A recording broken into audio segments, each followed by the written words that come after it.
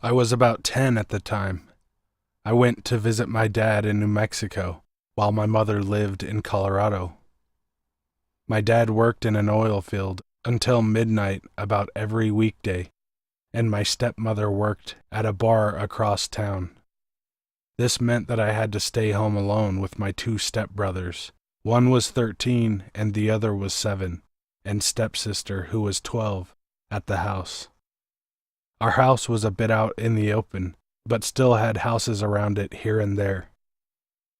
We got home from school and had been there for 3 or 4 hours. My oldest brother, Hunter, and my sister, Jade, were playing Mortal Kombat, and I noticed it was starting to get dark. I always went around making sure that all of the blinds on the windows were closed when it got dark. So I started walking around the house. I closed the blinds in the kitchen and went to the living room, where there was a sliding glass door we never really used, so it was locked all the time. I usually kept the blinds on that one open, since I liked to look out the door while waiting for one of my parents to get home. I went back to my siblings and saw my little brother Caden had gotten our pet snake out and was playing with it next to Hunter, who was still playing video games. I sat beside Caden and watched them play, and waited for my stepmother Marie to get home. About 30 minutes passed, and we decided we were done playing. As we were putting them away, we got a call on the house phone. Jade went and answered it as I continued to help put the games up. She came back a minute later, telling us that Marie wouldn't be there for a while longer, so we sat down on the floor and talked, and eventually started fighting over some stupid topic. I decided to walk away from them, and walked back into the living room and sat on the couch. The way the living room is set up, the couch is parallel to the glass door. I decided to close the blinds, since my stepmom was going to be late. I got up and walked over to it. I looked out the door as I was closing the blinds. I saw something that made me freeze. There was a man walking around in our backyard. There was no fence in the back, so that means that he either came from the forest area at the back of our property, or that he walked around the house. I closed the blinds quickly and peeked out to see if he saw me. I don't think he did. He was just walking slowly around the house, looking straight forward. He looked to be fairly tall, but still a bit skinny. No one was ever back there, so I knew something was up.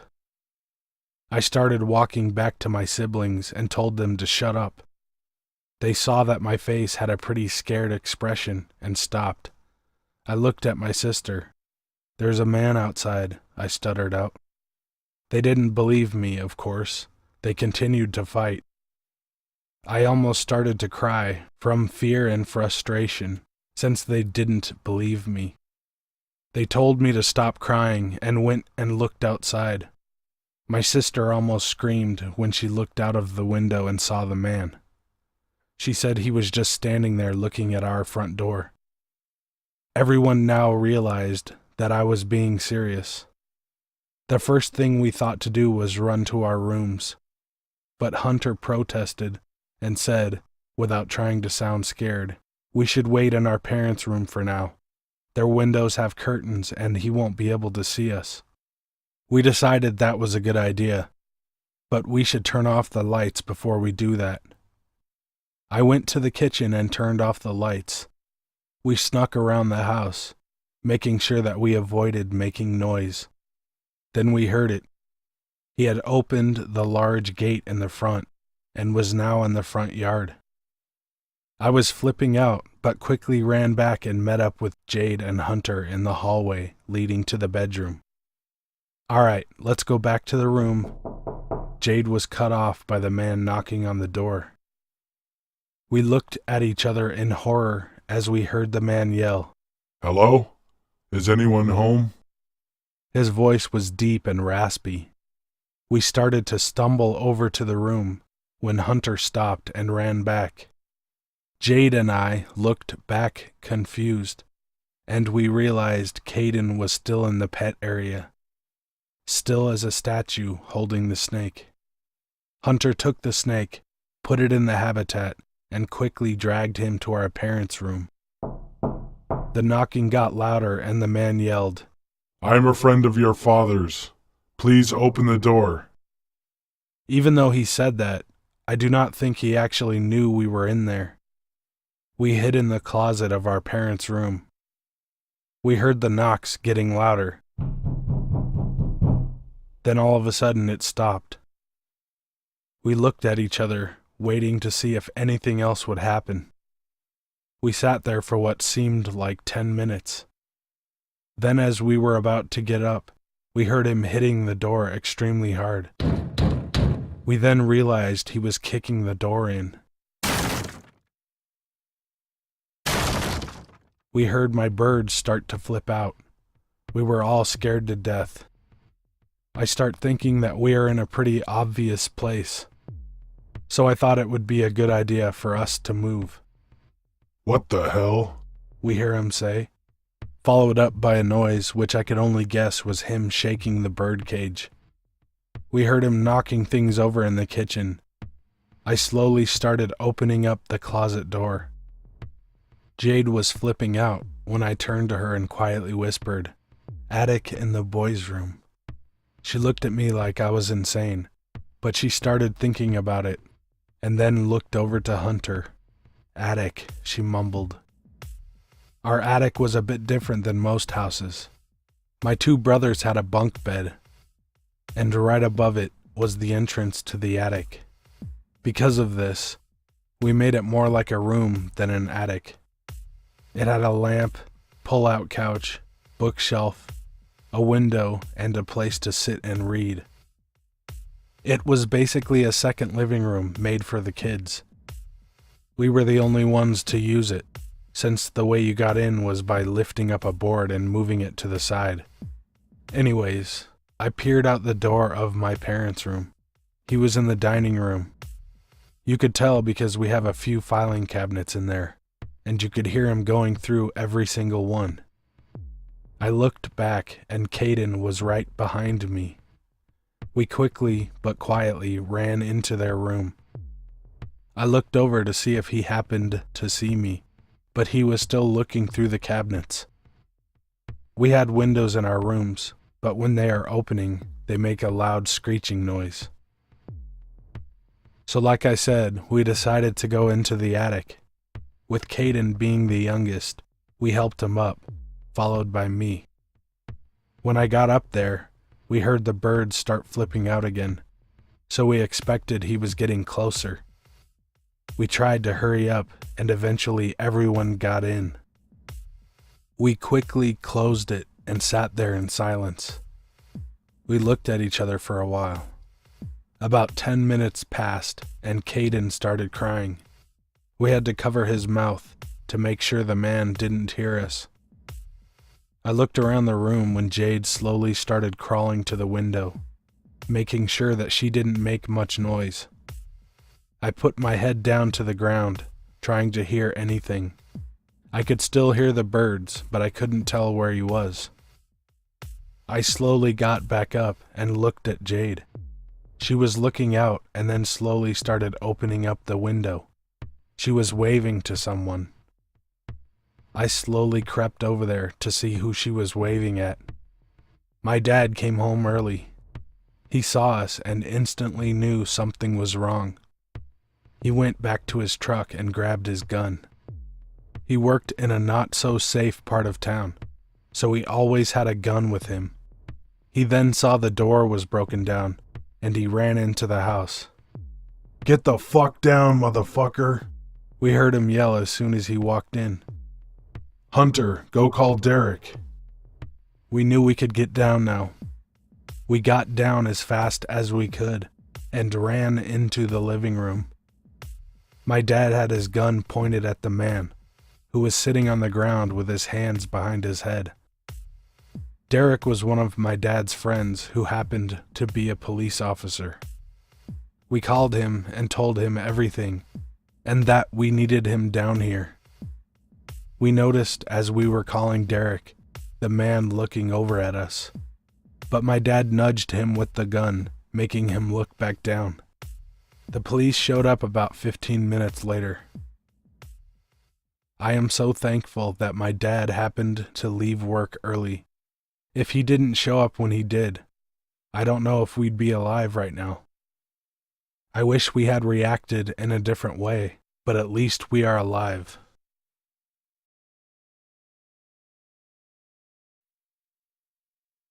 My entire life I have heard, seen, and felt things that others do not. I identify as an empath, and I have had a bit of luck doing psychometry readings from objects and photos.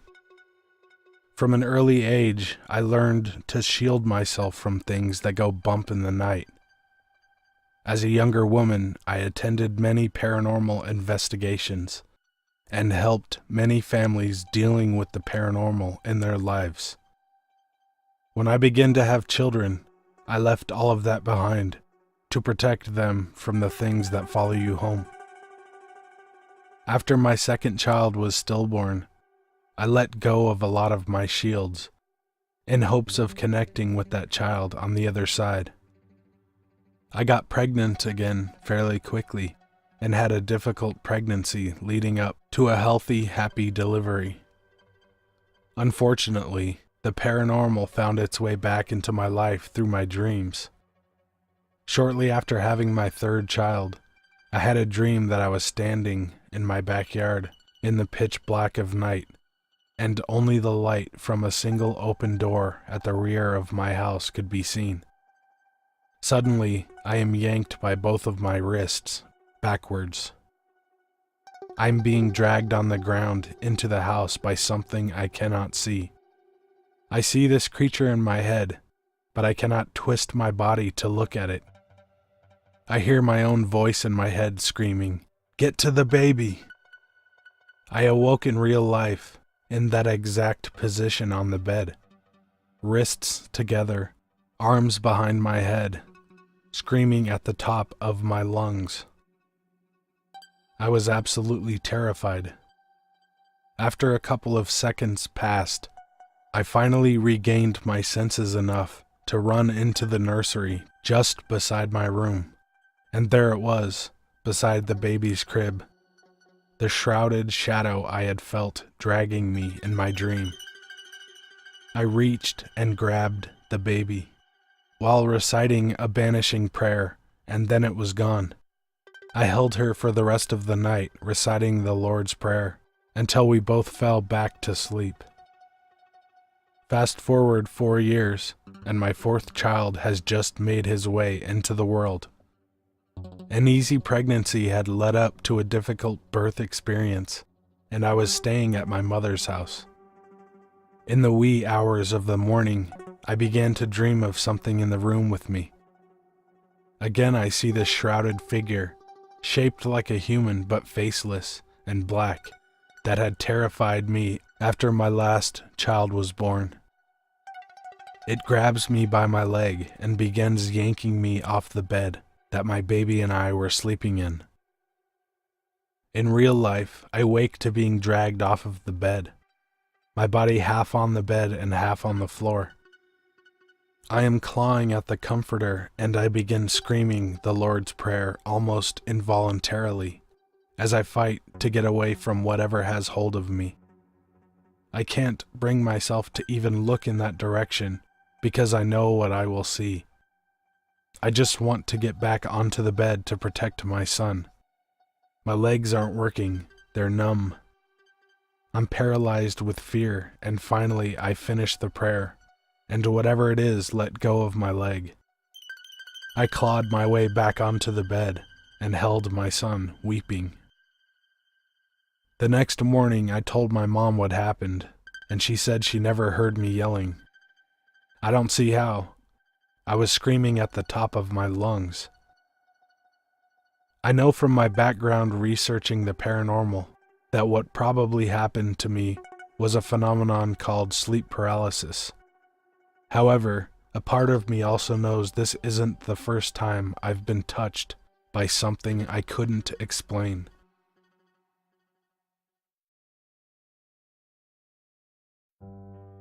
My name is Edward. I'm a former commissioned security officer who worked in Texas. This happened in July of 2012 at the Lady of Guadalupe Cemetery in Seguin. This recap is from my second year in security. I was working with a partner at a cemetery that had issues with vandals destroying headstones and trying to dig up graves. He and I both had the gift of sensing spirits around us all the time. This day, however, it was stronger and darker than usual. My partner and I arrived about 1800 hours and relieved the day shift officer. Due to the nature of the crime that we were there to deter, we were required to have 2 men at all times during the night. After having been at this site for a month, I got used to what I was sensing at the time. This night, for some reason, it was more intense and darker in nature. I couldn't help but think the spirits here were getting more pissed off by the vandals that we were trying to apprehend. Promptly at 1845, my partner started his rounds while I stood guard at the main gate of the cemetery. At this time, darkness came faster, since we were surrounded by forest. We were both already on edge after seeing the desecration that took place in the cemetery the past couple of months. What made matters worse was the vandals were getting more brazen by disturbing the graves to the point of almost being considered grave robbing. The cemetery isn't huge in size, but it's big enough to take at least a 2-man team to cover it at night. The hardest part is being surrounded by woods, with owls, coyotes, and rattlesnakes around. The smallest sound often shot a chill up your spine and made you really feel like you were being watched. My partner patrolled the northwest side, keeping in radio contact with me, informing me of what he was finding around the area. At one point, we both heard this blood-curdling scream that didn't sound like anything we had ever heard before. He was already making his way back to me, and both of us had our weapons drawn. We both used our flashlights, searching the cemetery for a source of what could have let out that god-awful scream. As we continued to search, the air changed. It felt heavier, darker, like something truly unnatural was present not far from us. After about 10 minutes, we both went back to doing our rounds and doing radio checks every 5 minutes. Another 45 minutes pass, and I get a radio call for me to meet my partner on the back side of the cemetery, as he found something he felt I needed to see. When I was approaching his location, the stench in the air was rancid and extremely rank, like the stench of death. As I approached, all I could see was a mound of bones, not like something dug up from a grave, but something rather fresh, as if placed there after a kill within 24 hours.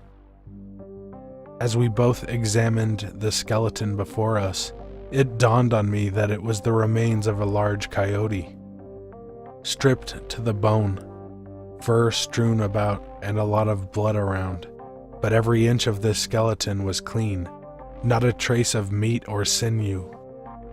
Shocked, we both tried to figure out what could possibly do something of this nature to such a large predatory creature.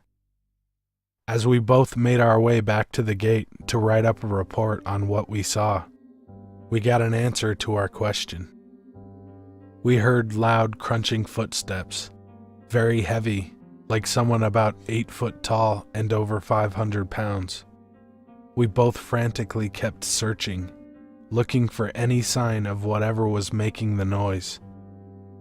Unfortunately, we saw nothing. Both of us are truly on edge at this point. We kept thinking about what it could be. We both went through our knowledge of animals in the area to try to explain it, but nothing came to mind to fit the sound of the footsteps we heard. At about midnight, the moon was straight overhead. Suddenly, we see a silhouette in the trees on the farthest side. I was astounded by what I was seeing. To this day, I cannot forget it. The being stood bipedal at about 8 foot tall, built like a brick shithouse, just standing and watching us with glowing yellow eyes. I quickly pointed out to my partner where I saw it, and he could tell I was totally freaked. As he followed where I was pointing, the creature began moving faster than anything I've ever seen, especially for its size. As we both tried to keep eyes on it, we could tell it walked with a slight limp and a hunched stance, suggesting this thing, if it ever stood completely straight, would be taller than I thought. At one point, my partner tried to venture closer, thinking he could get a better look at it, to which I advised against, since we did not know what we were dealing with. As he tried to get closer, the creature backed further into the thicket and started snarling and growling, a warning to back off. At this time, I told him to back the fuck up before he pisses it off. After about 5 minutes of watching it, but not being allowed to get closer, my partner slowly returned to where I was posted and told me the only thing he could tell was that it was definitely huge, heavily built, fast, and very aggressive. Kinda looks like a wolf, he said. I looked at him and asked if he was seriously suggesting we were seeing a damn werewolf. We both knew it could be the only thing to explain it. Later, once the thing had left for that moment, we quickly tried to find some kind of evidence of what this thing might be. In many Native American cultures, there exists a Wendigo or a werewolf, usually based on stories of those who had done wrong to a sacred area and were cursed to roam as a bloodthirsty beast for the rest of their days. After searching headstones, we came across one that I could recognize. The name was definitely a Native American name. I told my partner to search that area for more headstones that might have similar names. And sure enough, we found the area was a small plot of Native Americans who had died in the 1800s. My skin was cold as ice, and I could barely move as I realized this cemetery was sacred Indian ground, and those that were desecrating it had no idea what they were doing. The rest of the night we were on edge, realizing that what we were seeing may have likely been the manifestation of the spirits protecting the cemetery. I'm not one to easily dismiss what I see so lightly, but I've also questioned the idea of werewolves or wendigos truly existing. This night, I swear to you, I know what I saw, and this creature definitely was real. I worked at the site for another 3 months, and was able to help catch the people that were desecrating the cemetery. Before they were taken into custody, I told them that they had desecrated sacred Indian land, and that if I were them, I'd be begging for forgiveness from the spirits. Otherwise, they won't like the consequences coming their way. The last night, the creature made itself known, but the air wasn't dark and heavy with malevolence on this night. It was rather light and relaxing, almost like the spirits were thanking us for finding the wrongdoers and for showing respect and honor to the site.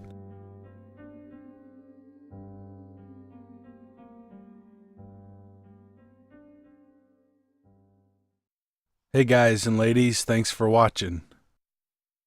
Thank you to the people who submitted these stories. I enjoyed doing them, and I'm excited that this was the start of the viewer submission series. Send your true story or creepypasta to the address in the description. I also want to be serious for a minute and say that you guys are free to be negative and attack me in the comments, but please don't attack other viewers. I think it was R.P. McMurphy who said, "A fool thinks himself to be wise, but a wise man knows himself to be John C."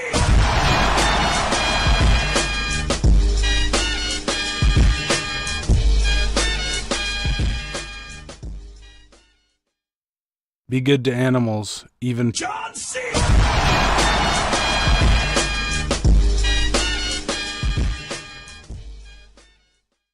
Twice. Be good to animals, even people. See ya. Ja, snälla, Bergsbus, Rish. Hold on. Hold on a minute. Hold on. Shh. Shh. Be quiet. Shh. Be quiet. It's okay. It's okay. Be quiet now.